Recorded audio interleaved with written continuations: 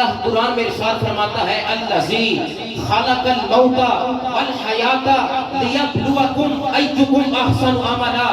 وہ ذات جس کے قبضے قدرت میں زمین و آسمان ہے، وہ ذات جس کے قبضے قدرت میں عرش بری ہے، فرش زمین ہے، جس کے قبضے قدرت میں تحت ثرا سے لے کر عرش اولا کی گہرائیاں ہیں، رب فرماتا ہے میں نے تجھے تخلیق کیا، میں نے تجھے گندے قطرے سے سونا انسان بنایا، میں نے تجھے سونی صورت عطا فرمائی، دیکھنے کے لیے آنکھ عطا فرمائی، پکڑنے کے لیے ہاتھ عطا فرمائے، سننے کے لیے کان عطا فرمائے، پھر بھی تو نماز نہ پڑھ سکے، پھر بھی روزہ نہ رکھ سکے، پھر میرا احکامات کی پاسداری نہ کر سکے۔ ہائے افسوس کہ آج کا انسان حی علی الصلاۃ سنتا ہے، دل ڈرتا نہیں، حی علی الفلاح سنتا ہے، دل ڈرتا نہیں۔ دنیا میں اس قدر مگن ہو چکے ہیں، جانے والے چلے گئے، اور سنیو ایمان والوں مومنوں، درس ہمیں یہ دے کر گئے ہیں تم نے لوٹ کر ہماری طرف آئی۔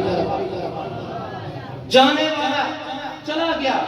ہمیں درس کیا دے کر جا رہا ہے؟ ہم نے نہیں آنا،